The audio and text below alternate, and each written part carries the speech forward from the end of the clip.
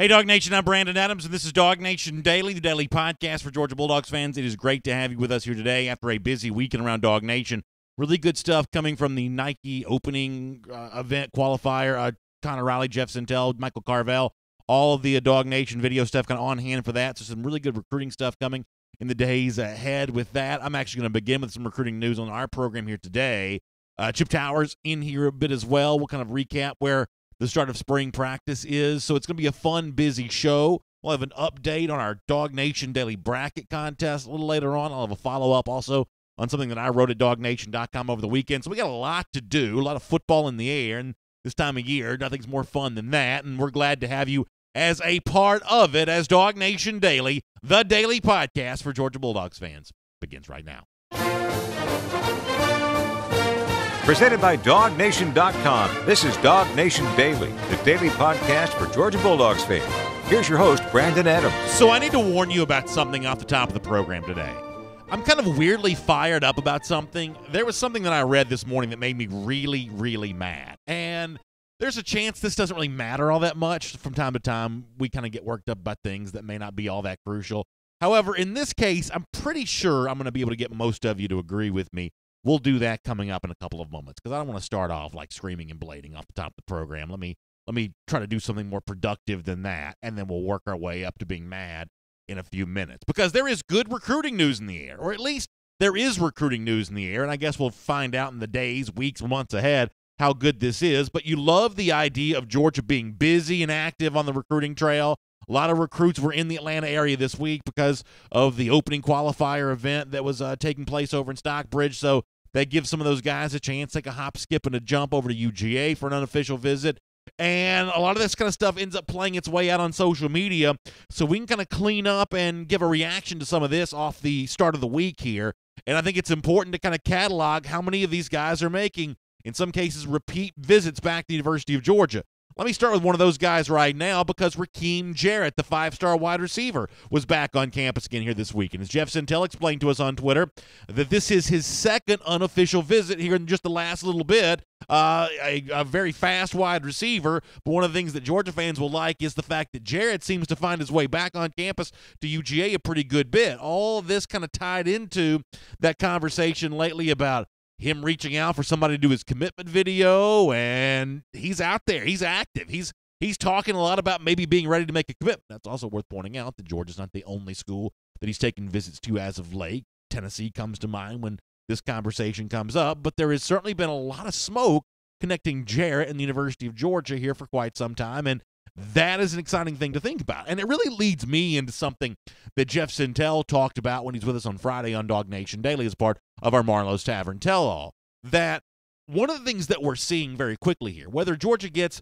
Rakeem Jarrett or not, whether it ends up being Jermaine Burton or whomever else, what we see is that some of the other position coaches at Georgia, now they're not Sam Pittman yet, and they're not Dell McGee yet, but there are some position coaches who seem to be very quickly making a name for themselves on the recruiting trail. Because the point that I made to Jeff on Friday is, hey, why couldn't Georgia get Rakeem Jarrett right now? And the genesis of that conversation at the end of last week was Julian Fleming saying that he and Rakeem Jarrett were going to play together in college. My assumption is that's not going to happen for either of those two guys, and I don't really know how in the mix Georgia really is when it comes to Julian Fleming. But the point that I made to Jeff was, at this day and age, when you look at what Georgia has done as of late, even with Cortez Hankton, whose name comes up over and over again when it comes to these elite receiver recruits, the same way we've gotten used to hearing McGee with running backs, and Pittman with offensive linemen, and Dan Lanning with outside linebackers, and Glenn Schumann with inside linebackers.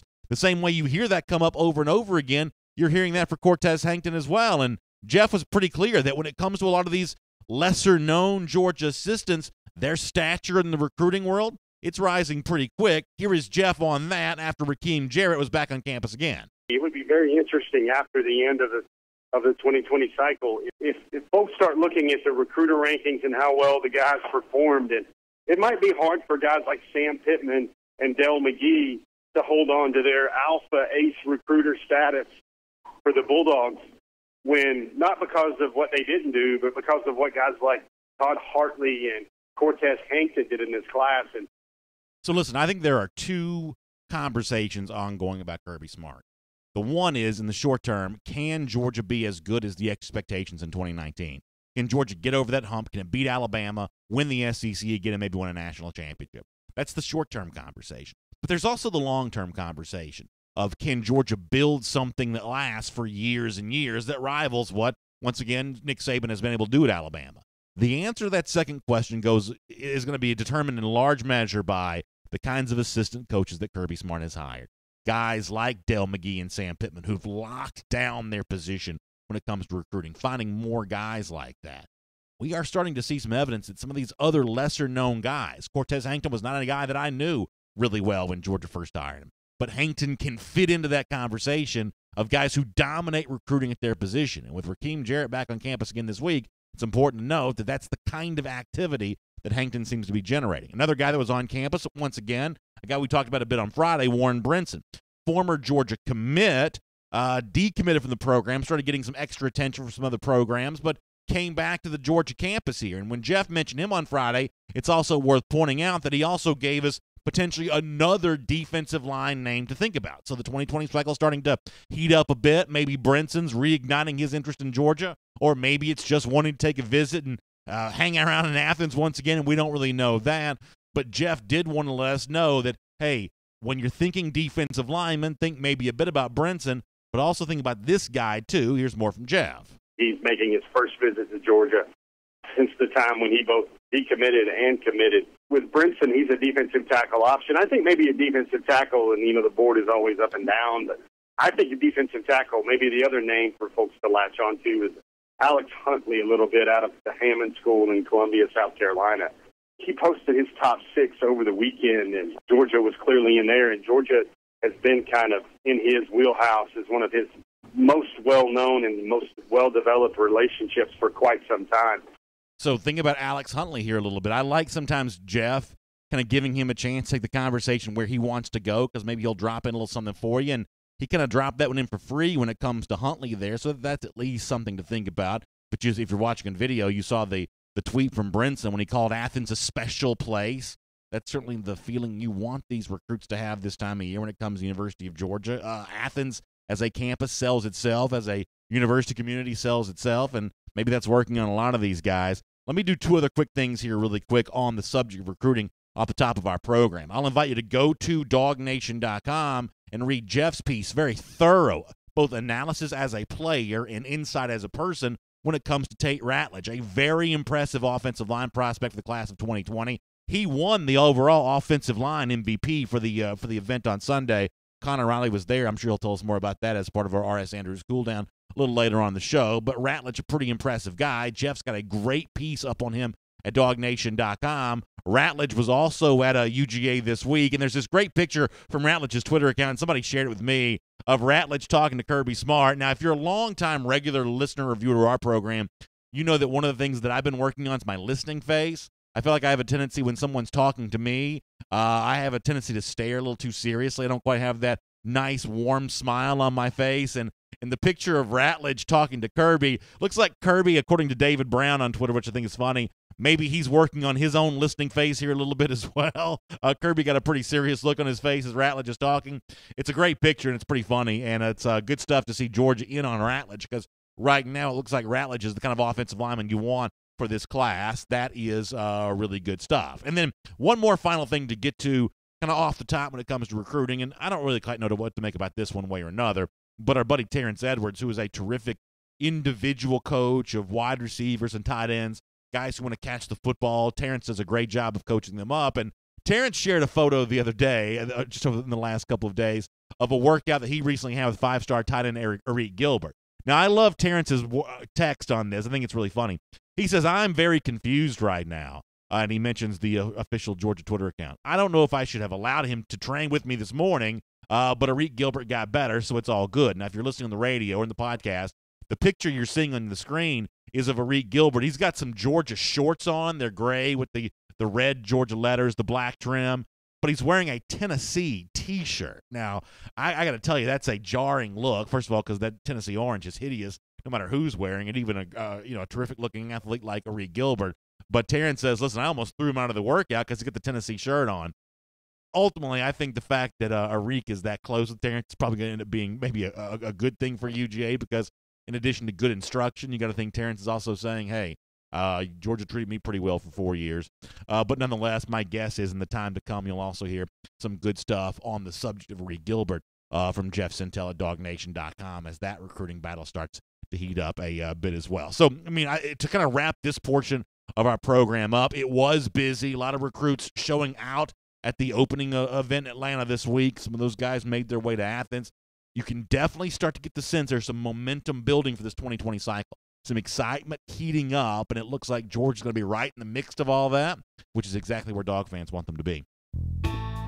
My name is Brandon Adams. This is DawgNation Daily, the daily podcast for Georgia Bulldogs fans. Hello to you, and thanks for being with us.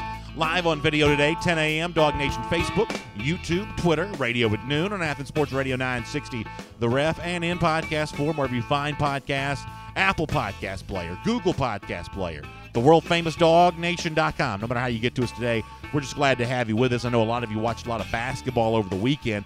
Don't forget that right in time for March Madness, you can score big savings at your local Kroger, whether it be fresh Purdue chicken wings, 2-liter bottles of Coke or Pepsi, or vegetable trays, a whole lot more. You're getting together, you got the whole neighborhood coming over to watch some of the hoops and the action. Well, use your local Atlanta Kroger to get you well taken care of and all stocked up for your party on that. We've got Chip Towers coming up in just a moment. A lot to get into with him. We'll talk a bit about the Tyreek Stevenson stuff to the extent we even know it's out there after Stevenson kind of got himself in a little bit of trouble this weekend. We'll find out what Chip can tell us as far as details on all of that and kind of everything else from spring practice from Georgia. We'll do that coming up in just a couple of moments. But before that, as I said off the top of the program, I'm kind of fired up about something. And there is a phrase that I think is being used to bludgeon the SEC. And it's going to make me sound like a conspiracy theorist, and it's going to make me sound like, tinfoil hat guy or whatever, but I don't think I'm wrong about this. I think it's time that Georgia fans, SEC fans, in this case, we can kind of all bind together and unite together. I think we've got to reject the premise of non-conference schedule. That's thin slice of the conversation of evaluating the overall body of work of a program. I think we've got to reject even talking about non-conference scheduling, because it's pretty clear right now that virtually everyone who mentions the idea of non-conference scheduling is doing so with an agenda. This is not a new conversation for DawgNation. Georgia fans have heard the national media weigh in on this when it comes to Georgia before. Think back to Heather Dinich, the college football playoff reporter for ESPN. She goes on the Feinbaum show last summer and just laid into Georgia for its 2018 non-conference schedule. You may remember her saying this. If you look at Georgia's non-conference schedule, it is atrocious. Everybody ragged on Wisconsin last year. Everybody ragged on Washington 2 years ago. Well, I'm telling you, Georgia, you better win every other game because that non-conference schedule stinks. So that's Heather Dinich a year ago, and Georgia did not have that major conference opponent other than Georgia Tech, the one that it plays every year. Didn't have that major, Power 5 level opponent, so maybe it's understandable why someone that would rip on Georgia's schedule. But the assumption would be you may say that about Georgia in 2018, but you're not going to say that about Georgia in 2019. But this is where you end up being wrong because, as I said, the whole idea of non-conference scheduling to me is starting to feel a bit like an agenda. Let me give you the latest example of this. There is a guy whom I don't know, but his name, writing for Sports Illustrated, is Joe Wilkinson. And what Joe has written is a piece titled The Toughest Non-Conference Schedules in the Country. Now, the truth is, I don't know that Georgia Tech and Notre Dame alone ought to be enough to get Georgia mentioned among the toughest non-conference schedules in the country. I don't know that. But you would at least think it would show up in a discussion like this. Instead, though, Joe credits the toughest non-conference schedule in the country. And this is hard to scroll because they've got like 15 automatic playing videos on here. But nonetheless, the toughest non-conference schedule in the country is given to Stanford for playing Powerhouse Northwestern, UCF, and also Notre Dame. There's this whole category in here as well of programs that here's the subheader. It says teams that played Notre Dame and another solid team. Louisville gets mentioned because it plays Notre Dame and Kentucky. Michigan get mentions because it plays Notre Dame and Army. You know who does not show up on this subheader of teams that played Notre Dame and another solid team? It's Georgia, who does play Notre Dame, but I guess in this case, Georgia Tech switching over from Paul Johnson to Jeff Collins doesn't count as a quote-unquote solid team. Now, my issue, although it may not seem like it now, is not so much to be upset that the national media is not giving Georgia credit for playing Notre Dame. That's not what it is. I have a very simple question for you to think about and ponder just for a moment. When the media thin slices on the basis of scheduling, why is it only non-conference games that get pulled out? Are non-conference games inherently more difficult than other kinds of games? I'd suggest they're not. I'd suggest, if anything, the opposite's true, because the team that you're playing in a conference game just simply knows you better. Your tendencies, it can game plan for you more effectively than a non-conference game can. I think in some respects, non-conference games are actually easier, but that's kind of beside the point. There are lots of ways that you could potentially thin slice a schedule. We just never see it done this way. Instead of saying, hey, who plays the toughest non-conference schedule? We could say, hey, who plays the toughest road schedule? I mean, how many times do you see a national website highlight road games and who plays the toughest of those? Or you could do, who plays the toughest November schedule? After all, that's the month where you either prove yourself worthy of being in the college football playoff or not. But it seems to me you almost never see examples of toughest November schedule or toughest 4-game stretch or anything like that. The only thing that seems to get highlighted every single year is toughest non-conference schedule. Ask yourself a question. Why is that? Hopefully you've already figured out the reason why. Because when you say toughest non-conference schedules, that's the way for a national website or a national TV network or a national whatever to bring the entire nation into the conversation. See, if you thin slice scheduling another way, if you say who plays the toughest schedule overall, or who plays the toughest road games, the toughest November schedule, or the toughest anything else other than non-conference schedule, then that list is going to be predominantly dominated by SEC teams. And that's not good for national websites and national networks and things like that. So once again, you've got an example of Georgia signing a tough home-and-home deal with Notre Dame, and essentially, at least on the basis of just this one piece, not necessarily getting a lot of credit for it. But that, to me, is not so much an issue for Georgia as it is an issue for the rest of the country, trying to figure out a way to exclude 2 SEC teams from the college football playoff. So do with that what you will, but just know, here we are several months before the start of the season, and the agenda against the SEC, maybe getting multiple bids back in the playoff, it's already started. All right, we're running a little bit late. I want to celebrate the Diamond Dogs for a great, great series win against LSU over the course of the weekend. Let me push pause on that for right now, and we'll get to that coming up in just a moment.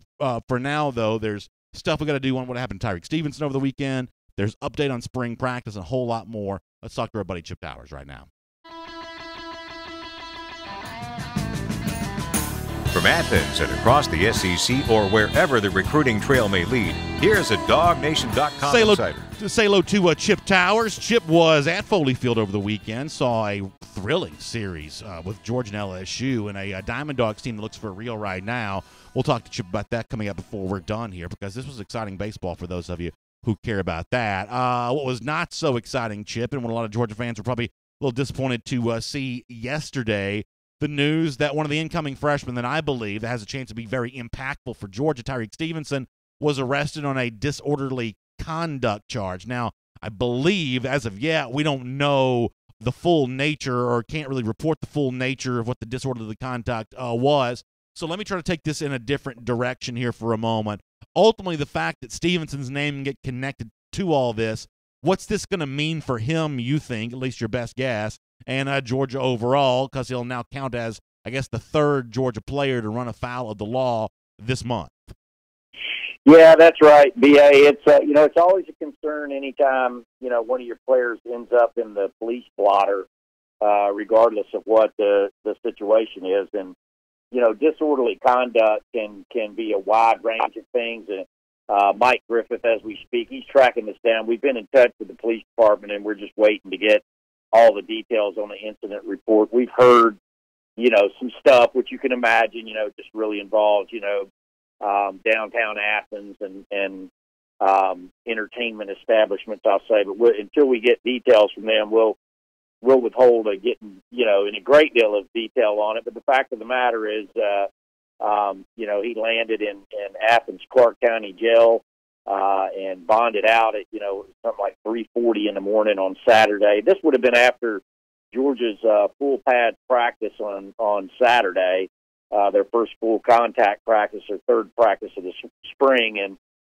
of course, Tyreek Stevenson is a highly regarded five-star cornerback brought in from Miami. Georgia's got quite a pipeline running from Miami up to Athens, Georgia, that has served them quite well, with defensive back DeAndre Baker being one of the latest ones. But, yeah, it's the third arrest, and just kind of anticipating, what might happen. I mean, just based on what we've seen from Kirby this year, these previous two arrests, Latavius Brenny and Jaden Hunter, neither resulted in, a dismissal. Now, they are handled internally, as Kirby likes to put it, and usually that means, some stuff some physical demands, and then it usually means some behavioral demands, whether it be to show up at such and such a time, to get, some counseling of some sort. That's usually the way they answer it. So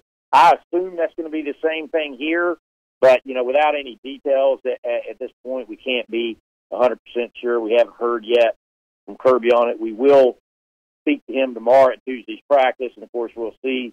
They're not practicing today. We'll see tomorrow whether Tyreek Stevenson is back out there on the field. I anticipate he will be. Let me give you an opinion. I think this is not going to come across to some as self-serving because I'm a Georgia podcast host talking about a Georgia player that just got arrested. But I think one of the weird things that we do in society is set up football coaches as if they're supposed to be punishers. And, this was a very popular conversation for a number of years of, if a guy gets in trouble, what's the football coach going to do to punish him?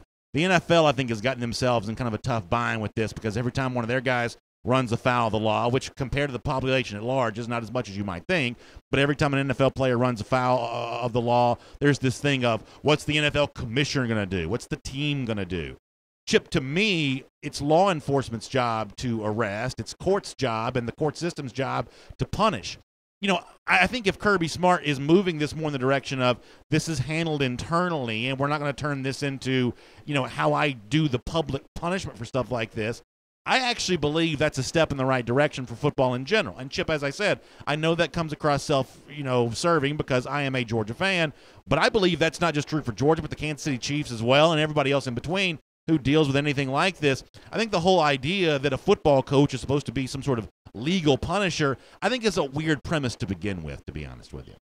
Well, there's always it's always a two-pronged deal. I mean, first off, you're dealing with Athens Clark County Police, and then you're going to be dealing with, the county solicitor, Chisholm, I believe his name is, and unless it's more serious than that, you're going to be dealing with the district attorney. That's going to happen no matter what. Now, there's some situations, and it's gotten programs in trouble all over the place, at Baylor and TCU and some other places like that. The one that, there's Georgia's situation, which we cover Georgia, and you're a big Georgia fan, and, you want the Dogs to do well. There's that. But another thing that kind of makes me cringe a little bit, and I remember this with Butch Jones at Tennessee, and I remember it with some of those Texas things, when something serious happens and the coach says, I'm looking into it, when Coach Saban says, I'm looking into it, I don't think that's necessarily where it needs to come from. I mean, I'm much more comfortable with a third party, impartial party, sort of judging things. But when you're a Georgia football player, you're a public figure. We write about them every day. There's no telling how many times that Tyreek Stevenson's name has appeared in DawgNation to this point, all in a very, very positive light, which makes him a public figure. And so because of that, you've got a two-pronged situation to deal with. One, you're dealing with the public entities, which is Athens Clark Police and the Athens Clark Court System. And then you have, what you're going to do as a University of Georgia representative. Not the least of it, actually it's three-pronged, depending on the nature of the offense, Brandon, because as a UGA student, you also have an honor code that you sign when you're admitted to the University of Georgia that you have to abide by as well. But look, as far as I can tell, everything we're dealing here with is a misdemeanor. And the story that nobody's talking about at this minute, Tyreek Stevenson, as far as I know, he's 17 years old. Maybe he's 18 years old, but, I mean, he should be a high school. He's an early enrollee, so he's immature. He's living away from home. He's 1,000 miles away from home. Maybe that's exaggerating a little bit. You know, several hundred miles away from home, I'm assuming for the first time in his life. And when you're dealing with young men and you got, 85 of them on scholarship, 125 in camp once you get around to the fall, that's a lot of personalities that you're having to deal with, and they're not all going to be perfect people. Let me shift the conversation back to some of the stuff that Kirby Smart said on Tuesday. And, Chip, there were two things I probably thought were more interesting than anything else. I want to get your thoughts on these in order here. Let me start with some thoughts on the Georgia offense. And, Chip, you do your Facebook Lives and your YouTube conversations. You talk to as many Georgia fans as anybody does, so you're very well aware of what I'm about to say. But there was a pocket of Georgia fans that wanted to hear Kirby Smart say, I don't like Jim Chaney. Our offense had grown tired and stale. We need to freshen things up. We need to do things differently. There are a lot of Georgia fans who were hoping that Kirby would throw Chaney under the bus on Chaney's way to Knoxville, Tennessee. On Tuesday, we got something pretty close to the opposite of that. Kirby thanked Chaney for his time, basically recommitted himself to the kind of offense that Georgia fans saw Jim Chaney run the last couple of years. Based on those remarks alone, and I guess some previous context from this in the recent past, I'm not gathering the James Coley offense is going to be all that different from the Jim Chaney offense. Now, Charlie Warner alluded to the fact that maybe it would be. I suggest, as much as I love Charlie, that may be a bit of wishful thinking.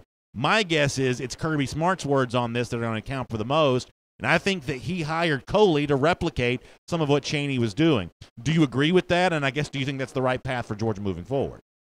Well, I mean, here's what I think the proof is going to be in the pudding. And I think, quite honestly, and I think this would be if Jim Chaney was still the offensive coordinator. I think, by and large, these guys don't really know what they're going to look like until they get all their pieces into place, and that includes 5 offensive linemen, 2 tight ends, 3 wide receivers, and 2 backs.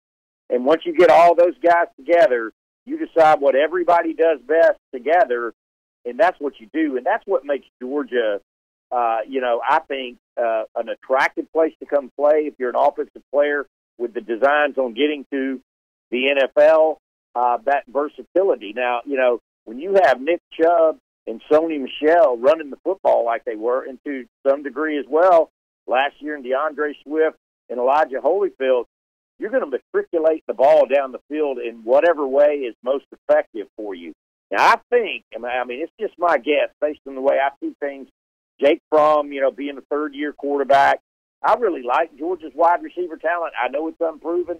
I know it's definitely unproven to BA, and it's unproven to all of us. But I generally like the setup of this team, and that includes the running backs. I think guys like DeAndre Swift and James Cook are going to catch a lot of balls out of the backfield. But it always comes down when you got a bunch of road graders like Solomon Kinley and Andrew Thomas and all these 5-stars that Georgia's been lining up.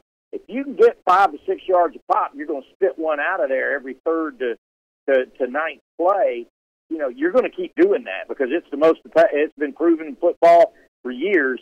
That's the best way to get the ball down the field. But I think generally Georgia's going to throw it around a little bit more, and that's when you look at Kirby's remarks, and then he goes on that long soliloquy about balance can be 30-70, 50-50, or 70-30. So he's kind of covered. I think they're trying to figure all that out right now. I think that's what spring practice is all about. Yeah, I think that's a really good point. The other thing on the other side of the ball with the defense, Chip, I love Kirby's comments and the fact that they were very, very specific. A lot of coaches might want to speak in generalities and not really give you anything to kind of pin them down on what they're looking for from an upcoming season. But, Chip, you were sitting right there in the front when Kirby says, we want more sacks. We want more tackles for loss. We want to break up more passes. We want to wreak more havoc in backfields and cause problems for opposing offenses this year. To me, that's a pretty impressive level of specificity because what it's going to give you a chance to do, or any Georgia fan who wants to do this, is to now hold this Georgia defense accountable for that. If it's October 15th and Georgia's on pace for less than 30 sacks again, it's very easy to put a hand up and said, hey, you wanted things to be different. Why are they not different? Or are you going to be on pace to accomplish the goal that you said you want to accomplish? I actually really appreciated the fact that Kirby Smart was willing to be as specific as he was on his kind of favored side of the ball about what is missing from the Georgia defense. I really like that from Kirby this week. I agree with you 100% on that, Brandon, and I was surprised at the level of specificity that he gave us, because that's not really Kirby's style. And you're right, but just by verbalizing it in a lot of ways, you're kind of saying this is our goal, and I want to see it achieved. And really, that puts a lot of pressure on Dan Lanning, who not only is coordinating the defense in the first year, but he's in charge of all those guys whose job it is to get after the quarterback. And it's really the first time I've heard it called a lot of different things, but this is the first time I've heard the terminology Kirby used, havoc plays. And he said that this year, after the season, in the offseason, Dan Lanning, Glenn Schumann, and Georgia's defensive staff, they sent around, and I got to figure out who the teams in the country were leading in this, but he said he sent them around to the leading teams in the country in havoc plays, and they're going to try to wreak havoc, and that extends to everything. That extends to tackles for loss, that extends to quarterback pressures, that extends to sacks, that extends to deflections, pass breakups, interceptions, the whole 9 yards. Now, we can't underestimate how good Georgia's been, not just last year, but the last 2 years, in limiting explosive plays. At the end of the day, that's the ultimate charge for a defense, right? Yeah. Is to not let them get behind you and get some long explosive plays. Georgia's been just about better than any team in the country over the last 2 years at that. So it comes at a price, but Georgia has not gotten the ball loose nearly enough. They haven't taken the ball away nearly enough. And I think they have the personnel to do it, certainly the way they've recruited at the linebacker position in particular. So, yeah, that's a verbalized goal, and we'll see whether they can achieve it.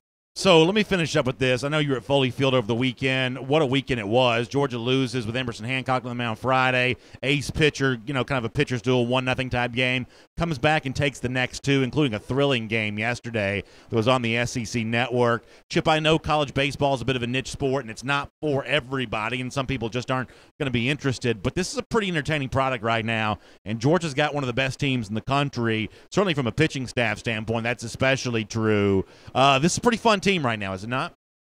It is. It's exciting. That was it was really had a super regional atmosphere to Foley Field this past weekend. And if any of your listeners haven't been over here to check it out, they really need to check it out, because Foley Field is a little bit of a old school sort of minor league baseball field of that whole park. It's just very intimate.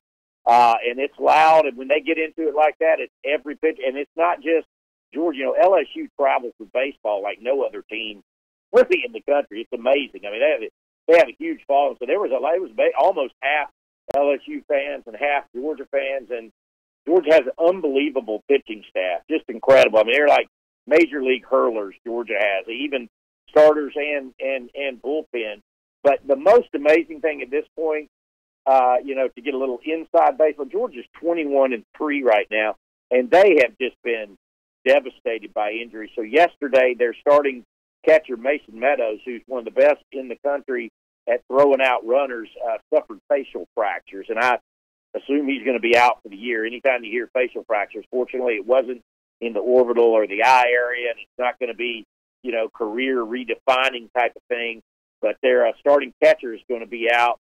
They're already without their starting first baseman, Patrick Sullivan, who's under concussion protocol, and their left fielder, Tucker Bradley, is out for the year with a shoulder injury that he suffered in the third game diving for a ball. All that, and they're still 21-3.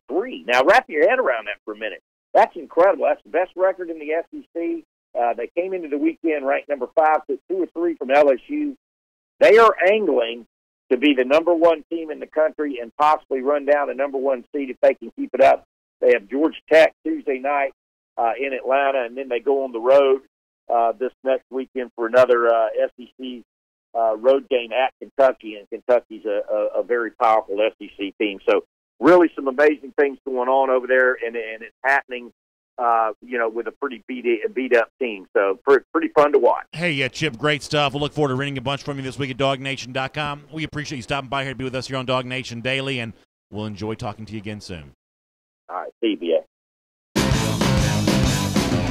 Let's take a look around the rest of the league. This is SEC Through. Yeah, fun stuff from the Diamond Dogs here this weekend. Coming up in a minute, I'll let you give you a chance to hear what the SEC Network analyst Ben McDonald said about Georgia coming off the weekend. Pretty good stuff as the Dogs set themselves up to really be a part of this college baseball conversation in another very deep SEC. Before that, let's do our SEC Through. Let me quickly remind you about my friends at Engineered Solutions of Georgia. You know, damp crawl space, wet basement, crack foundation, those kinds of issues can be concerning, but they can be easily fixed when you reach out to my friends at Engineered Solutions of Georgia. They will get it done for you because they're the only ones that have a full-time engineer on staff. That means when you're talking about what's underneath your house, what's holding it all up, you want a smart person doing that for you. Let's face that. You don't want some fly-by-night dude trying to handle that kind of stuff. You want that full-time engineer who knows how this thing is connected to that thing and everything else.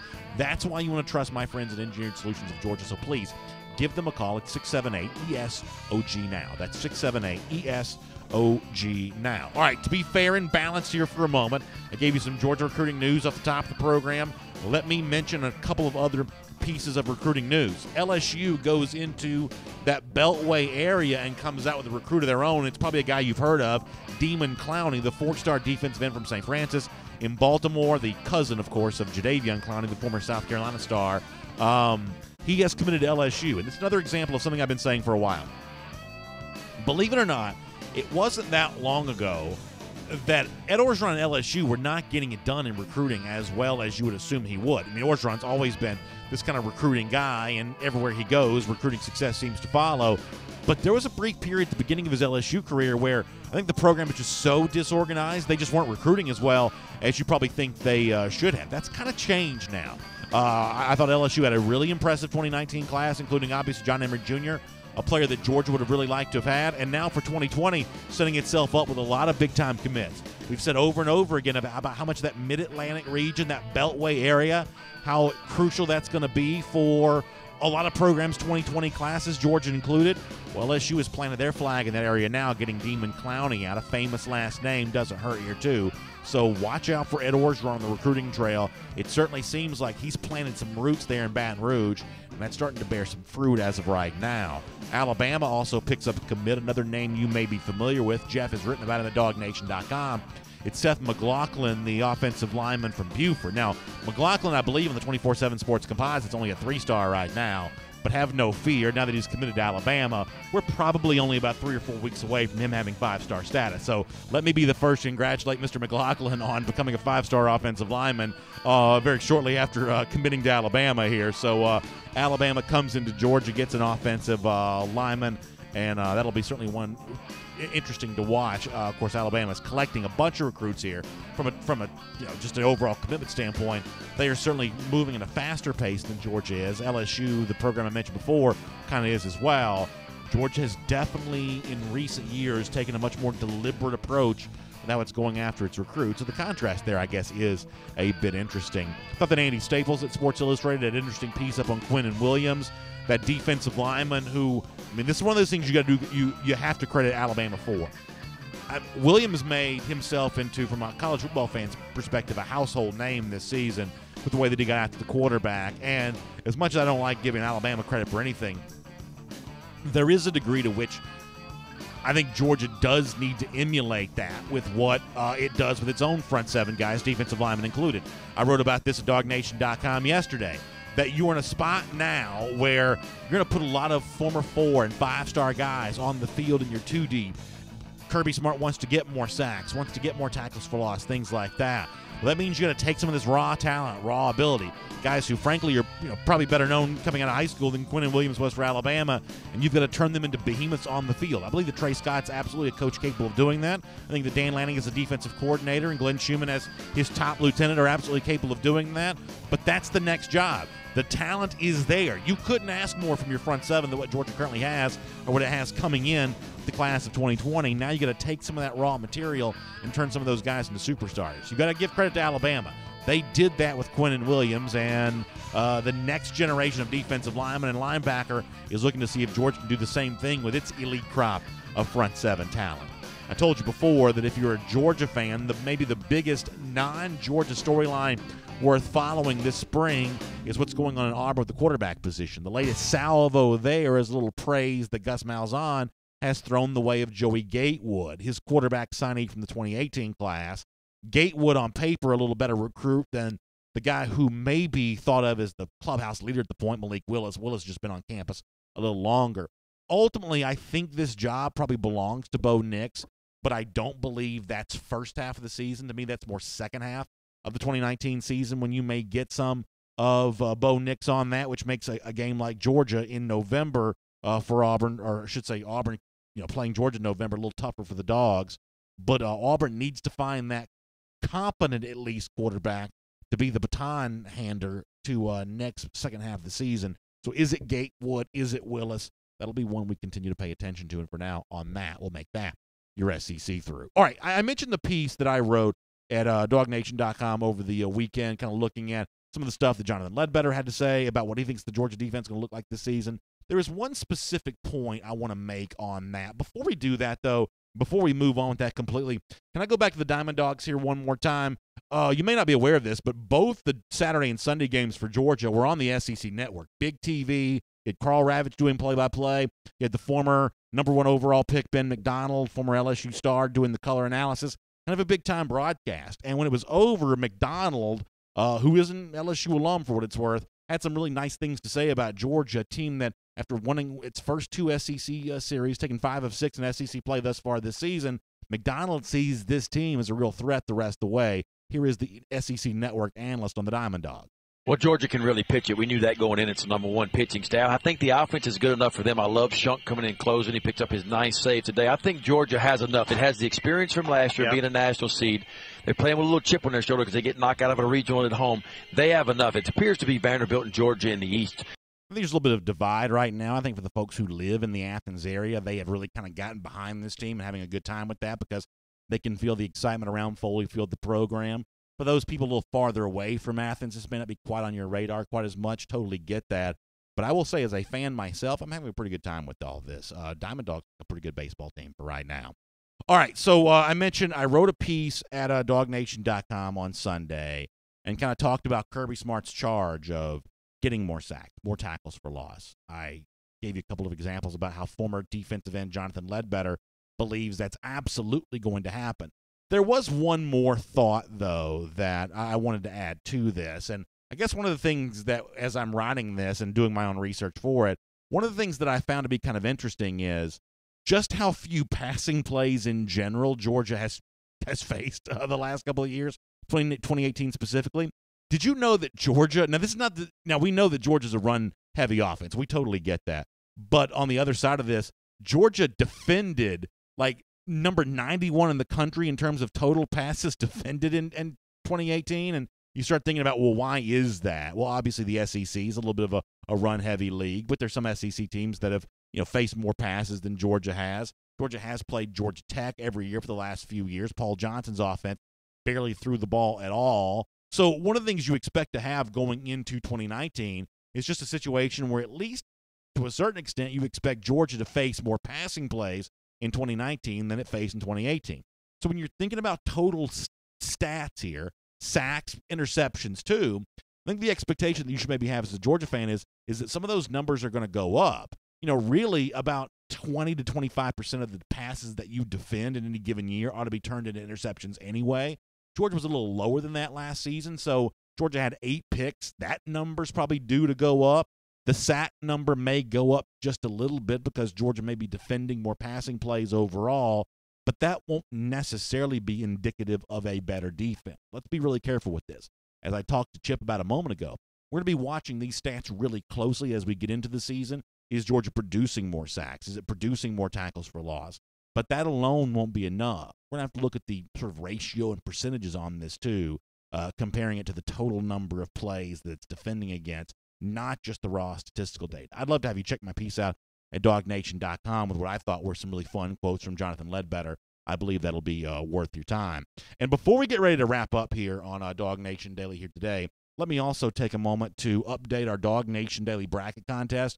Now, you can also follow along with this at the forum at forum.dawgnation.com. Connor's done a good job of keeping all of this up to date there. But As of Thursday, we had 5 perfect brackets, and we announced those on Friday. We have an update on our leaders for right now. Can we show this? All right, so Laser at 580 points.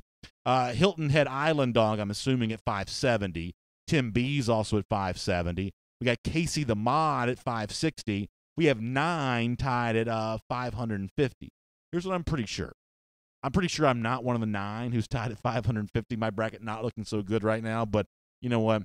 That just kind of gives me something in common with all of you. I did think the tournament was really fun this weekend, though. And I got to tell you, when you have the favorites win, which for the most part they did, although not all of them covered, but when you have these favorites win, it sets up a really fun round of 16 and a round of 8. That's good basketball coming along later on this week. All right, let me dramatically shift gears here for a moment and say that I was obviously struck over the weekend. Many of you reached out to me on this. Brandon Adams is the former Georgia Tech football player, and I obviously followed his career we had the same name. I was always fascinated by just the curiosity of that, so I followed his career a little bit. And to find out that he passed this weekend was just devastating news. And some of you, mentioned to me on Twitter about how there's some things in life that just sort of transcend football, and that's totally true. There's nobody that buys into clean, old-fashioned hate more than I do. That's a great nickname for a rivalry. But as I say from time to time, even with our Gator hater stuff that we do here, that we pretend hate, we have sports hate, we don't actually hate anybody. If anything, we hope our lives are the opposite of that. And so my prayers go out to the Tech community, to Adam's family. So sorry for your loss. We'll look forward to happier days in the Atlanta campus again soon, and we'll see you tomorrow here on DawgNation Daily. Sad news there for that, and a hard way to end the program here today. But I did not want to let the moment pass without doing that.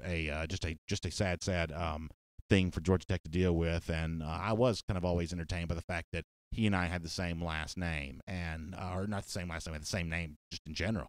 And so it was just a sad thing, heartbroken for the Georgia Tech community over all of this. And of course, we like to have fun with the Gator hater stuff. I'll go ahead and let you know it's been 877 days since Florida has beaten Georgia. We'll do that for you every day. It's our Gator hater updater here on DawgNation Daily. But it's important in days like this to remember that these kinds of rivalries, these kinds of things are within the parameters, the boundaries of sport. That beyond that, we don't actually have any actual hatred for people. If anything, we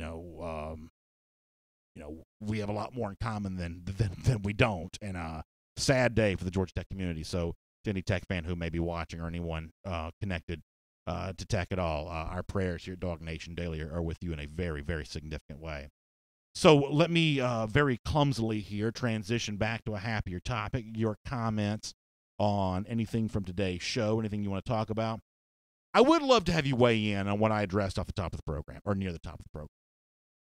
I'm so over the idea of non-conference scheduling being a measuring stick by which programs ought to be evaluated. I think there's a specific reason that it's only non-conference scheduling that gets used. It's never, as I said before, who plays the toughest road schedule, or who plays the toughest November schedule, or who has the toughest games coming off bye weeks. Any other way of thin slicing a schedule when it comes to national media never get done, because the key word in national media is nation. The national media is going to do content that satisfies the country at large. And any kind of scheduling evaluation, including just the basic question of who plays the toughest schedule overall, any kind of stuff like that is going to have a heavy imbalance in favor of the SEC, which is not good for national publications. They don't hate the SEC out of spite. They are burdened and inconvenienced by the SEC based on their charge trying to create content that satisfies the entire country. And this whole non-conferencing, non-conference, schedule gimmick that gets thrown out and discussed in all of this all the time is looks like we may have some breaking news here coming up in just a moment. I'm not ready to we'll stick tight with this. We'll see if we have a little bit of breaking news here coming up in just a moment. But just to finish my point, the whole non-conference thing is something that I just don't have. I cannot abide anymore. Chad Clark says non-conference schedule is media talk for Notre Dame fans. Yeah, I mean, obviously one thing you saw in that Sports Illustrated piece, and I got no beef against the writer in general. I mean, his piece was fairly benign. He's not the first one, though, to kind of use this. Is it a cudgel? Is that the right word? I feel like that word is appropriate here, although I'm not 100% sure what it means. But he's not the first guy first person to kind of go down this road. If you look at toughest schedules overall, not based on win-loss record from a year ago, but based on how these teams rank on ESPN's efficiency metric, anything from Football Outsiders, anything like that, toughest schedules in the country every year are going to be predominantly SEC teams. In fact, historically, few teams have ever played a tougher schedule than what Auburn has played in most years, given the fact that it plays the SEC West, Georgia from the East, and oftentimes a non-conference opponent to start the season every year. But you can't do that. You can't you can't list toughest schedules overall, because it's going to be out of 8 teams listed, 5 SEC teams. Now, Alan McGovern has a slightly different take. He says, B.A. sorry, you can't play a bunch of patsies, and last year's non-conference schedule sucked. It was weak. So I don't disagree with that. And, Alan, I'm assuming, and correct me if I'm wrong here, I think part of where you're coming from on that is, as a fan, I want better games to consume. And I got no beef with you on that. I think what I would suggest, though, is that when you allow non-conference scheduling to be this thin slice that gets pulled out, then you are essentially having the debate on someone else's terms. You are allowing someone else to establish a premise, and you should know that there is an agenda in place when the premise gets established that way. I would invite you to, and the honest truth is I don't know what it was, but go look, based on, keep it really simple, based on ESPN's FPI data, who played the toughest schedule in the country, where does Georgia rank when it comes to that kind of stuff. I'm not telling you it's top 5 and not telling you it's top 10, but in terms of the overall strength of schedule, on the basis of that, my guess is Georgia doesn't rank very low, bad non-conference games included. So my only wish here is that let's evaluate schedules based on all 12 opponents and not just some random sampling of 3 games that people decide to pull out, or I guess in the SEC's case, 4 games they decide to pull out. Ray June Johnson says the SEC always has the most ranked teams in any other conference. Clemson, he says, schedule last year was weaker than Marshmallows. Yeah, I would kind of agree with that.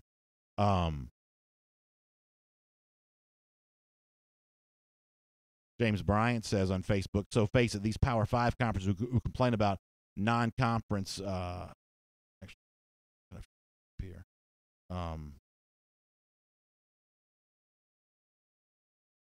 Let me do for a second hold on. By the way, it's our R.S. Andrews cool down. Let me make sure I mention that. Our good friends at R.S. Andrews, heating, air, plumbing, electrical, they are great to us here at DawgNation, including allowing us to bring the R.S. Andrews cool down to you every single day here on DawgNation Daily. So this is the time of year when you want to make sure your house is ready to go for the springtime. It's always been that almost time to refresh and renew everything around your house. That means the systems that keep your house running as well. Oftentimes, as you're digging around and cleaning up, you find some things that you didn't expect to see. And so if you've got an issue with some sort of plumbing issue or electrical issue, a heating, air, anything like that, please check out my friends at rsandrews.com. Once again, the website, rsandrews.com. All right, over here on YouTube for a moment. Eric M. Rio says, BA, talk about the visitors we had this weekend. So, yeah, we mentioned those off the top, at least some of the ones that made themselves available on social media. Rakeem Jarrett, Warren Brinson back on campus, Tate Ratledge. I'll invite you to check out the piece from Jeff at DawgNation.com on Ratledge. And, given the fact that he was very impressive this weekend at the Open Qualifier event over in Stockbridge, it sounds like Georgia is maybe in a pretty good position with Ratledge, and it sounds like right now that's a pretty good thing to be a part of, for sure.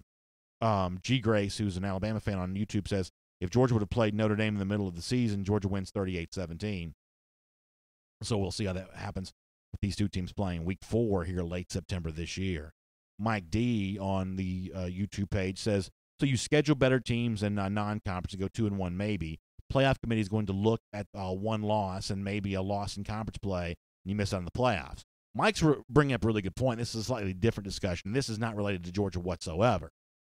The committee has now incentivized weak schedule. And this is a major problem for college football going forward. You get more of what you incentivize and less of what you tax. That's just basic economics. the committee has taxed tough schedule, because when you are Georgia and you play at LSU, SEC championship against Alabama, you lose those 2 games. Georgia's taxed for that. Tough schedule. Most of the country doesn't play either of those 2 teams. Georgia played them both, lost both those games. So when it comes to playoff conversation, Georgia gets taxed. Now, to a lot of people, that's just fair. You want to make the college football playoff, you got to win your way in. But it's a lot easier to win your way in when you're playing an easier schedule. Someone's going to figure this out, and someone eventually is going to schedule their way into the college football playoff, because the committee, regardless of what it says on its weekly show, when it comes time to act, the committee rewards 0s in the loss column and 1s in the loss column over anything else. Nothing else matters to the committee more than how few losses you have. It's the thing that matters the most. So eventually, a conference is going to figure this out. They're going to take their top team, and they're going to give it a schedule that makes it very easy to get in the college football playoff. You see this in basketball all the time. There are a lot of examples of the way that certain conferences pad certain things for certain teams, especially the small conferences. This is going to happen in football, and when it does happen, the committee will only have itself to blame. Connor Ryan joins us. Okay, but what about Auburn in 2017? What about? They scheduled tough. They played Clemson. They lost to Clemson. They lost to LSU. They had beaten Georgia in the SEC championship game. They're going to the college football playoff. Right, but I don't understand what the point is. Well, you're saying that that the college football playoff committee doesn't, care so much about wins and losses, or it cares more about, how few losses you have. Auburn was getting in with 2 losses. But they would have been the SEC champion, though. Right, but your point in saying you're saying that the college football playoff committee doesn't care about wins and losses. They would have put an Auburn team in there that had multiple losses. And I mean, the Big Ten has had teams they've won championships and they haven't earned an automatic berth to the college. Yeah, I think what we're talking about preferences. The committee prefers absences in the loss column. They prefer 0 in the loss column. They prefer 1 in the loss column. That is the committee's preference. I mean, you can certainly cite counterexamples, but the preponderance of evidence weighs in on the side of the committee is just very, very comfortable with what traditional records look like, regardless of how your schedule actually was. Chime Dog says, "BA, it's been that way for 100 years. If you're a Power 5 school, undefeated teams win championships." And, Chime, one of the things I hope that we see evolve in college football in the years ahead, and this is literally not even a reference to Georgia whatsoever. We have heard Greg McGarity say that he thinks that the schedule is eventually going to move to like multiple Power 5 non-conference teams every year. Really, back in the 80s, that's what the SEC teams did back then. When they played a much smaller conference schedule, Georgia would play non-conference Clemson, non-conference at the time South Carolina every year, non-conference Georgia Tech. So, multiple non-conference Power 5 games is something we've seen before. We may one day see that again based on some of the recent comments from McGarity. If that happens, then the definition of what a college football national champion or playoff type team would be ought to change. I would be very comfortable taking a 9-3 team who played a very, very deep schedule over an 11-1 team. If that 11-1 team did not play those same kind of games. We see this in the NFL all the time. No one balks when a 9-7 Giants team wins the Super Bowl, which I think has actually happened twice. No one worries about the number of losses they collected because they proved themselves to be the best over the course of the tournament. I think that college football ought to move in that same direction where, we're traditionally used to saying, well, if you've got 0 losses, you must be the best. That's the only reason why UCF would even be in the discussion, because they have what has traditionally signified being a good team, 0 losses or 1 loss or anything like that. What I'm hopeful is that we move away from that and get a lot more comfortable with the number of wins you have against high-quality competition, more so than the absence of losses. Now, over the course of time, that probably would have benefited a team like Georgia because of the schedule that it plays, especially when it's fighting its way up to be at the top of the SEC. But I don't make this argument in favor of what benefits Georgia. I make this argument in favor of just what's best for college football, and I believe that is indeed best for college football. So would you have put Georgia in the playoff over Oklahoma this year? I would have. Okay. I would have. And I don't. Yeah, I've got no problem with that.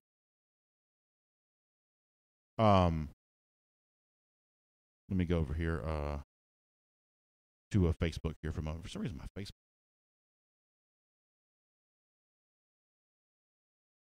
Scott Harris says the SEC is the only conference where the winner gets an automatic bid. That is a reward for playing the toughest conference in football. Yeah, I mean, certainly, at least symbolically, the SEC championship is kind of proven to be that. I guess it's the presence of what almost amounts to automatic bids for some other leagues that I have a little bit of an issue with. What other bid has an automatic? What other league has a theoretical automatic bid? I just think there's I think there's a favorability for conference championships or conference champions in general. They're just very comfortable putting conference champions in. Hasn't always worked out to the benefit of the Big Ten, as you pointed out a moment ago. But just in general, when it comes to a comparison between Oklahoma and two-loss Georgia, there's just a level of comfort with putting in a conference champion because they're a conference champion. There's just a level of comfort. Well, with that. and because Oklahoma's one loss came to Texas by 3 on a neutral field. Georgia lost to LSU by 20. Sure. So. Sure, but and they lost to Alabama again. Sure. Phil Rogers says BA score 45 on Notre Dame in September. We'll be in the top 3 after that game. I think Georgia probably starts off the season in the top 3, and I do think it'll be interesting to see how Georgia performs against Notre Dame. Joel Moody says if we go undefeated in the regular season, we make the playoffs even with a decent loss in the SEC championship game, unless there are 4 undefeated teams. So I think he's referenced the LSU loss from back in October, and it's easy to think, well, that was the one that cost Georgia. But listen, the one thing that Georgia fans have seen over the years is the debate can kind of shift depending on whatever the facts are. So it's easy to assume, well, if Georgia just beat LSU, they would have put in a second SEC team. There's always going to be a distaste for putting 2 teams in the same league into the college football playoff. Yes, it happened after the 2017 season, but there's always going to be a bit of a distaste for that, especially when it comes to doing something like that 2 years in a row. There's just going to be.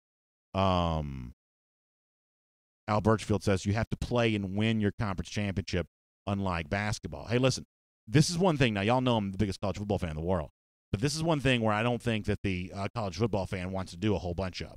Comparing the way that the college basketball national championship is earned, comparing it to the way that a college football championship is earned, this is one of the things that the college football fan loses out on over and over and over again. I mean, you can listen to, Connor's the perfect example of this. I don't know that Connor's opinion is necessarily wrong, but there's a lot of confidence in his voice that on the basis of a very, very limited set of data, well, Oklahoma was clearly more deserving for the playoff in 2018 than Georgia was. Oklahoma may have been better than Georgia. The point is we don't know. Compare that to basketball, where not only do these teams play rigorous the top teams especially, play rigorous non-conference schedule. It's very common to see Kentucky playing Duke, Arizona playing North Carolina, anything else in between. Michigan State plays a million non-conference games. But then when you get into the field of 68, all of a sudden you are playing. I mean, North Carolina's going to play Auburn, the SEC champion, this, Thursday or Friday? I forget what day the game's on. And they're going to still have, 4 more games to go after that on the way to a national championship that indeed happens.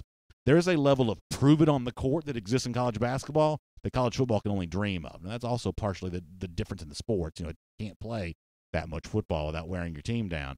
But the one thing I've always been envious of is the way that college basketball teams earn their way to success. It's not granted to them in a boardroom. And for me, that's always been the superior model. Let me go down here to get some more comments. Drew Roman says chances we get a transfer in basketball. I think it's a really good question. I won't pretend to know much about the graduate transfer market, but I'm assuming that to fill out a roster next season, Georgia's going to have to get a transfer from somebody, right? I mean, they've obviously got 4 really impressive freshmen coming in, but, I mean, this is not the Fat Five. You can't just go out there and play with a bunch of freshmen. I mean, doesn't Georgia at some point have to get a transfer player? Probably, Connor. I mean, I think Duke does. Duke has 4 freshmen. Well, that's also R.J. Barrett and Zion Williams. I mean, Georgia has Anthony Edwards. Projected to be every bit as good. Anthony Edwards, for those that don't know, is rated as a higher overall prospect than Zion Williams. They're going to have some sort of veteran presence on the floor, though, probably, right? I mean, I personally don't believe that. I mean, Kentucky's made plenty of deep tournament runs, largely relying on freshmen and young players. Let me pop over here just for a minute. So, all right. So, people are asking about some breaking news. Mike Griffith's got a story up at DawgNation.com that I guess gives a little bit more detail to what happened with Tyreek Stevenson over the weekend. Connor, have you read this piece? Can you give us some more details on this? Looks like Tyler Simmons is somehow involved in this. According to Mike Griffith's reporting, the incident involving Tyreek Stevenson occurred at Cloud Bar in downtown Athens. There was a second player that was arrested. That player was Tyler Simmons. Per the police report, it was just described as a chaotic scene. For those that don't remember, didn't read yesterday, Stevenson was arrested for disorderly conduct. Simmons, where they were identified as subjects allegedly fighting with bar employees, according to a statement provided by the Athens County Police Department. An off-duty police officer who was working at the bar called for assistance after being alerted at 12:50 a.m. on Saturday night, Sunday morning, that the fight was taking place inside the bar. Multiple officers responded to the scene as numerous bar patrons spilled out the sidewalk. And so Tyler Simmons does not get arrested, though, correct? According to Mike Griffith's reporting, Simmons was charged. Okay. But he is not. He was not when we checked yesterday or this morning. He was not in the Athens County jail log. So, listen, as I said to Chip before, this comes across as self-serving because I'm a Georgia fan. I got a Georgia shirt on today. I'm not scandalized by bar fights. I'm just not. And I think moving a lot of this kind of stuff to, like, internal punishment, I think is probably the right way to go. As I said before, I don't want to completely replicate everything I've said before. You know, this notion that, you know, part of Kirby Smart's job is to be, you know, judge, jury, and punisher for his own players. I don't need all this to play out publicly, and I feel the same way for the most part for other programs as well. I mean, you've heard me before, you know, kind of, you know, argue this on behalf of other SEC programs and things like that as well. I mean, it sounds like the bar itself didn't think it was that big of a deal because they're not pressing charges on behalf of their own employees here. I think that chaotic scenes, I mean, it's been a while since I've been in downtown Athens on a Saturday night, but a chaotic scene is about norm for me. So, Connor, you have any reaction to all of this? I don't know if football players went to Cloud. Kind of a new, since I was there, that was not the popular football player bar. So as a student, because I did not graduate from Georgia, y'all aware of that. So as a student, like, what is the general, I guess, rule about football players in a situation like this anyway? Because one of the things that our buddy Mike Johnson, who I, by the way, was lucky enough to attend his wedding on Friday, had a great time, thrilled for Mike and his new wife. One of the things that Mike said was, even though Mike is, you know, as big as a sequoia tree, that when you go out to a bar in Tuscaloosa, you're actually a little bit of a target because, you know, drunk people want to take a shot at the title. They, you know, they see these big Alabama offensive linemen walk in, and as dumb as it may sound, they're actually attracted to a fight with somebody like that because, hey, it's a chance to, you know, scrap with a football player, maybe get your name in the paper, something along those lines. I mean, what was the general attitude towards, like, civilian students with Georgia football players? A quick update. The reason Simmons was not taken to jail was because, for our Chip Towers, he was not, because he was taken to the hospital due to injuries stemming from the fight. Okay. So just want to clear that up. So so let me also clarify my own comments then. I'm not scandalized by bar fights, but I can't have my players going to the hospital because they got hurt in one either. So, you know, from that standpoint, I'd prefer you not need to seek medical care after a barroom scuffle. But Connor, going back to the subject, like, how does the general, you know, townie or like Athens student body, what is the general attitude towards football players being in a bar? I mean, the plugged-in Georgia student knows where they go and where they tend to populate, and if that's something you want to go see, and, you know, you can go to that said bar. But, you know, downtown Athens is big enough to where, like, there are going to be guys scattered and smothered around throughout. I can remember, you know, Todd Gurley and Amarlo Herrera, they love to go to Bourbon, and they still love Bourbon. You know, You see guys tweet about their favorite Athens bars all the time. I mean, I don't know so much the targets the way Mike Johnson brings up, but, like, you're aware of, like, who the football players are. This is one of those weird things where in the small patch of ground that is downtown Athens, these football players are just as famous in that realm as any NFL player is. But when an NFL player goes to a nightclub as a rich guy, big city, stuff like that, there's a lot of velvet ropes and things like that. My guess is a lot of the Georgia football players aren't getting the velvet rope treatment, right? Because most Athens bars don't really have anything like that, right? Yep. So, that little velvet rope from time to time in the nightclub world, bar world, can go along to be pretty magical. It can kind of separate riffraff from otherwise not riffraff. Now, some players want to get into the mix a little more than that probably anyway. So new details on this is it looks like Tyler Simmons kind of got caught up in this just a bit. We'll give you more details as they become available. But once again, listen, this doesn't sound like the kind of thing that's going to have me too worked up one way or another. Let me go over here to YouTube. Some folks talking about this. Rob W says weighing in on this. Eric Emrio kind of there as well. Rob W says, you're not supposed to be there in the first place. I guess it's a reference to Stevenson's age. And, I'm a big believer that when it comes to my own kids, part of my level of communication with them is that we do follow the law. So if something's illegal, you don't do it. If you're not of a certain age to be there, you don't do it. That's certainly the way I'm going to parent my own kids. And as it stands now, they're 7 and 3. So I'm still a ways away from working on that. But I am going to use the law as leverage with my own kids as they get older. So I agree with that. But I think we also know that it is very common in colleges for just people in general, to try to circumvent some of those kind of stuff. Now, I was in Athens the other day, and I was amazed by this. When I was because I graduated high school in 1995, graduated college in December of 99, so that's kind of a long time ago. Back then, it was fairly easy to get a fake ID and fairly easy to use a fake ID. And if you got caught using a fake ID, it was kind of a nice try, kid, patch on the back of the head, and you kind of moved on. That is not the case now. First of all, I look older than dirt, and I'm going, that rooftop thing at the top of the Georgia Theater? I'm going there the other day. And so you take out your driver's license, they're scanning the back of it now. They're doing all this technical stuff to tell if it's a real driver's license for someone like me that's got more gray hairs than George Washington. I would say that being a young kid today trying to circumvent some of this kind of stuff, it's got to have gotten more difficult because of the technology.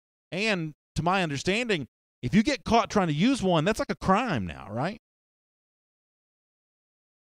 One, I'm pretty sure George Washington was bald. He just had the wig on. He just had a wig, so I'm not sure how much he had gray hair he had.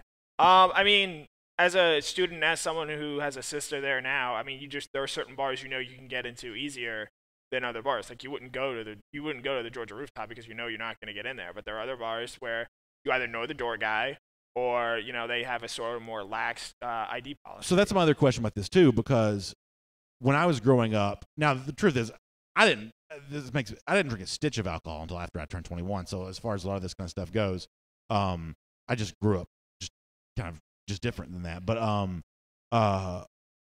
I do know growing up, and especially in my hometown, there are a few establishments that part of their business plan was to serve alcohol to underage kids.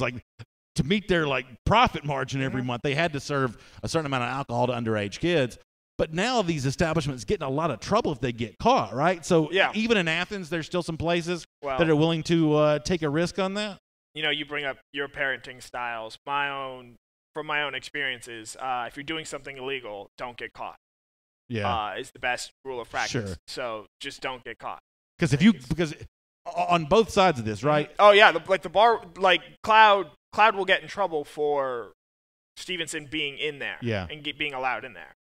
And then if football players, I'm sure, are a bit different, but if just the average student gets caught trying to use a fake ID, that's like a crime, right? That's get treated as a crime now, right? Technically, yeah.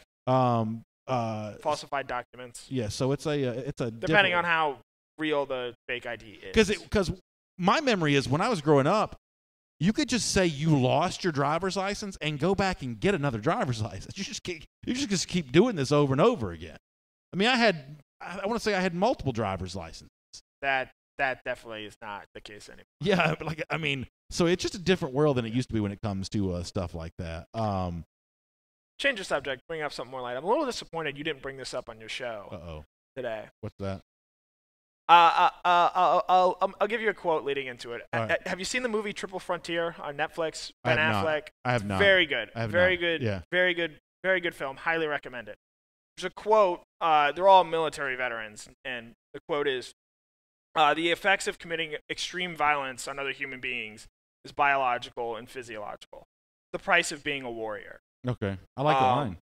A very good quote, and talks about violence. And there are a lot of, talking to both veterans and football players and guys who have done both, there's a lot of similarities between, the aspects of war and football. Malcolm Mitchell, arguably an all-time great Georgia receiver, third all-time in receptions in school history, fifth all-time in receiving yards.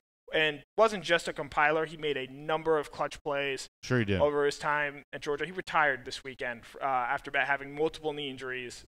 He sustained both in his time at Georgia and in the NFL. Yeah, we should probably have thrown a mention out there on that for that. I agree with the piece that you wrote this morning at DawgNation.com when it comes to embodying what you hope Georgia players are all about. Mitchell certainly seems to bring that to the forefront. I thought you wrote some good stuff on Mitchell here this week. You may have seen last week, Terry Godwin credited Mitchell for teaching him the wide receiver position, and McCall Hardman credited Godwin for help teaching him. It's almost you've got this great lineage of these receivers who've helped each other out, a lot of which kind of learned the position, along the way there. And I do think Mitchell had a very, very impressive career. And I think the fact that he's transitioned to something as unique as being a children's book author, I think that's a really big deal. For those of you that don't know this, before I kind of got into media and things like that, my first job out of college I was a school teacher. So I know a little something about, teaching kids to read and how important books are when it comes to stuff like that. I know Malcolm's got his own story when he tells us stuff like that, but the potential influence that a guy like that's capable of having in that world is just gigantic. I think the average kid, me included, when you're growing up, you don't really know where books come from. They come from someone's mind. They get written down on a sheet of paper, typed on a keyboard, and then from there get delivered to the world. I think Malcolm makes that process a lot more real. And I know by now it is well-traveled ground, the fact that he wrote a children's book. It's kind of like the David Green, David Pollock used to live together type of deal. Or Jake Brown played the Little League World Series. We've all heard about Malcolm's book to the point it's coming out of our ears. But that should not diminish the fact that that is still a just otherworldly impressive accomplishment to go along with his football career, and I think should factor into the way that he's remembered. We throw that DGD status around a lot, and sometimes it's difficult to define what that is. For some people, that's earned over the course of a lot of years. For some people, that's earned over the course of one decision or one moment. But Malcolm, I think, is definitely in that category. One of those guys that we talked the other day about statues for a long time. Like Malcolm Mitchell doesn't get a statue at Georgia, but I think he should. No, I'm serious. He is, as I wrote this morning, he is everything a Georgia, not just a football player. He's everything a Georgia student, Georgia alum should strive to be. He is someone who gave a ton of who literally risked his body for this university. He is someone who is a role model, not just for the Georgia football, for all those that follow Georgia football, the Athens community. He goes and he reads to classes. He goes and speaks at elementary schools. He talks to a lot of kids. He is someone who is a true icon for what it means to be a Georgia student. And I think in some way he should be honored for that. So, as I told you before, I'm not turning down any statue request. I'm giving statues to everybody. But the point I was going to make is that I think remembering guys like this and their contribution over the course of a lifetime to UGA is a really cool thing. A really cool thing to do. And Miriam Martin Corbin agrees with Connor on that. Maybe one of these days, because I tell you what would be almost cooler than a statue. Maybe you name an elementary school after Malcolm Mitchell. Malcolm Mitchell Elementary School. I'd like that. I'd like that. I think that'd be good. By the way, some people are on a very, very different subject. They have a question for you. Let me see if I can find the initial inquisitor. What is wrong with my Facebook comments today? Who was this? Oh, Joel Moody wants to know, do you think Gronk's a Hall of Famer? Rob Gronkowski is the greatest tight end to ever play the game of football. I blame all of you for getting this started. He's a first ballot Hall of Famer, no doubt about it. So I guess I will say that I'm a little bit surprised it's even a debate. I assume, and I have no emotion in this whatsoever, but I assume that Gronk probably would be a Hall of Fame tight end, and I'm a little bit surprised there's even any real question about it, just because of the impact. So I assume that he would be. So on this one, I guess I'm going to side with Connor. I don't know if he's the greatest tight end of all time. I can't really speak to that one way or another. But in terms of being a Hall of Fame level right now, to me, it sort of feels like he should be. First of all, these elite organizations seem to get multiple Hall of Famers. Gronk will probably benefit some from that. On the subject of while we're on the kind of the sports from the weekend, let me also say I saw Philip Jordan Wells mention this before. Do think it should have been a foul on the R.J. Barrett putback for Duke against UCF. A really good tournament game. Not on the Barrett push. I thought Seth Greenberg had a really good point on ESPN. It's the hook on the other box out on the other side of the lane. I feel like that, by the letter of the rule book, that's got to be called right there. Showing it over top on replay, it's a clear foul. It doesn't get called. That's the tournament's best game thus far, UCF and Duke. Probably maybe LSU Maryland. LSU Maryland was a good game. Was good. Tennessee nearly choked it away yesterday against Iowa. Didn't get a chance to watch that yesterday as I was roasting out in the Stockbridge sun. But, I think there was some chicanery involved there at the end of the game. I think Zion got away with an offensive foul as he was barreling towards the basket. I could see that. If you can't tell, I'm very much anti-Duke. And I was pretty disappointed that they did not get the justice they deserved yesterday and losing a game they absolutely should have. Let me give you also a little programming note here, too.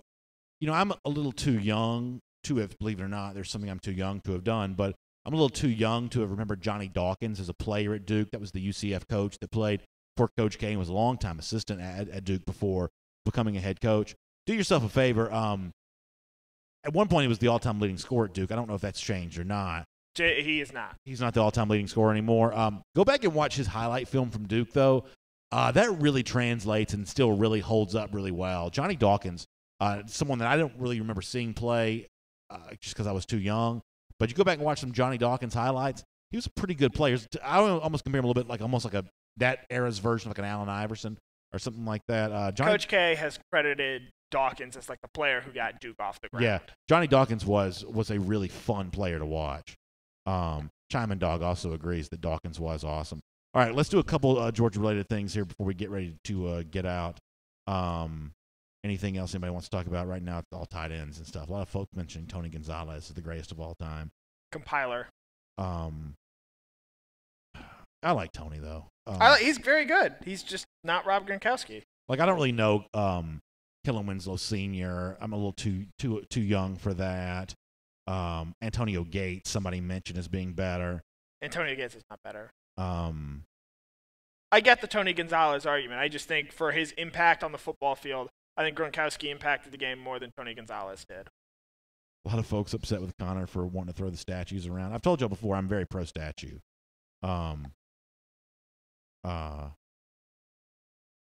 People also reacting to the Athens bar news. Yeah, we'll have to see where that goes. I don't quite know what to make of that right now. Robert Barnes says y'all can talk basketball off the air. So Steve Schiavini says J.J. Redick is now the all-time leading scorer at Duke. Okay, there you go. All right, we got to get ready to go. Okay, we'll do one more football thing. Here's Zach Smith saying, how about that Kearis Jackson picture? The guy's going to be a force in the slot returning kicks. I didn't see the picture. What's the picture of Kearis? No idea. I didn't see that. Zach, you have to share that with us. I didn't see that.